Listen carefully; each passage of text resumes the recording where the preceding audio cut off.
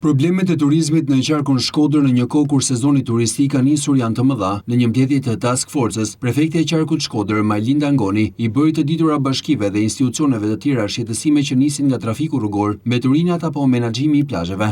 Ne jemi përpara disa sfidave që na duhet të përballojmë në këtë vit. Menaxhimin e trafikut gjatë sezonit, sidomos në Bashkinë e Shkodër, ku kemi edhe një situatë të punimeve në rrugë. Një problematik e hasun dhe që na ve prap përpara përgjegjësive është edhe niveli i zhurmave përtej limiteve, sidomos fokusuar në zonat urbane, po ashtu në zonat e plazhit. Pastërtia, kusht i domosdoshëm, nuk duhet të ekzistojë asnjë pikë inertesh, plera, pa pastërti, të derdhura jashtë kazaneve.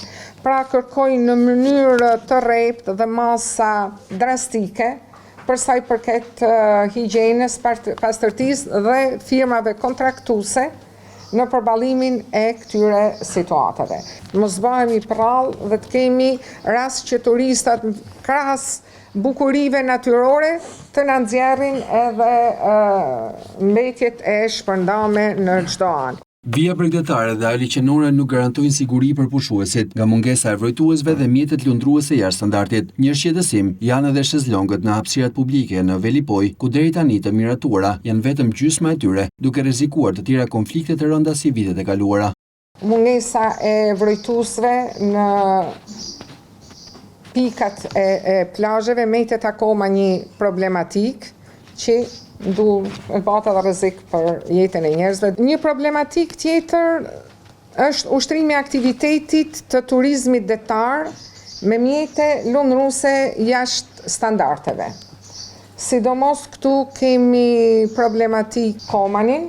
Përgjegjësi i Policisë së Kufirit dhe Emigracionit Aslan Shytaj foli për përgjegjësitë që mund të hasin.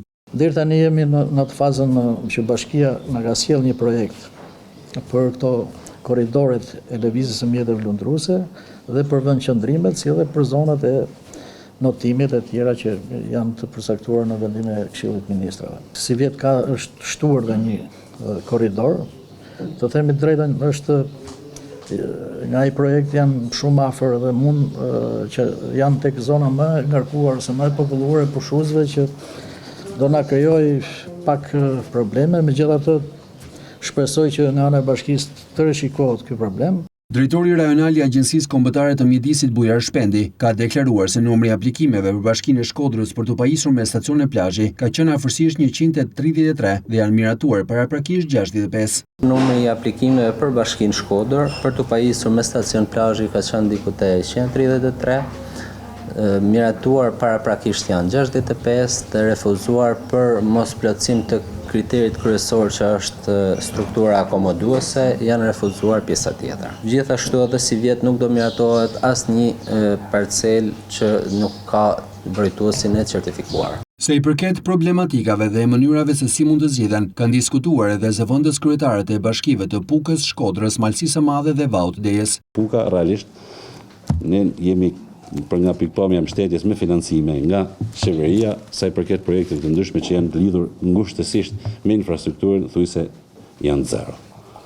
Po bën 2 vite që absolutisht nuk kemi as investim, as në akso rrugore, as në çështje tjera, as në infrastrukturë tjetër që i takon energjia, apo shërbime tjera të ujësjellës së tjerë më radhë. Puga do një vëmendje, realisht mos lënë ato projekte në përsëritare të ministrisë dhe drejtorive të ndryshme në qendër duke i marrë qendër, por as sa mundur edhe ne të marrim atë pjesën që na takon, sepse ne shërbimin ndaj qytetarëve dhe të ngjallim edhe shpresën të të njerëz që mos braktisën, se bolla ashtu braktisën, por mos braktisën pa kërkë edhe premisa që po bëhen dhe kena mundësi që për të tërheqë. Është në hartime sipër një rregullore të përdorimit të plazhit publik, i cili do t'i ndërgjegjësojnë edhe qytetarët për sa i përket mënyrës se si do përdoret plazhi publik dhe kriteret që duhet respektuar nga qytetarët në funksion të marrëvajtjes. Stimulojmë me kapacitete njerëzore dhe kapacitete mekanike e financiare, qoftë për pastrimin, qoftë për mbajtjen e një mjedisi sa më të pastër, sa më të kultuar.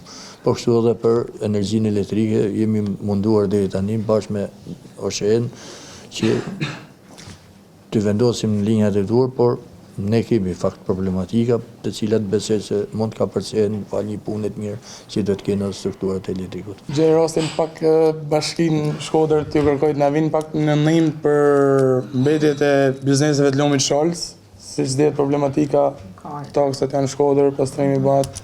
Shkodra si një qark ku turizmi mendohet se është në rritje përballet me shqetësime të mëdha të adresuara vitet e fundit, por që nuk kanë gjetur zgjidhje konkrete. Përveç problemeve në qytete apo plazhe, problem është edhe mungesa e energjisë elektrike në zonat malore her pas here, ku më të prekura mbeten Thethi dhe Lepusha, Vermoshi e Razma në Malsinë e Madhe.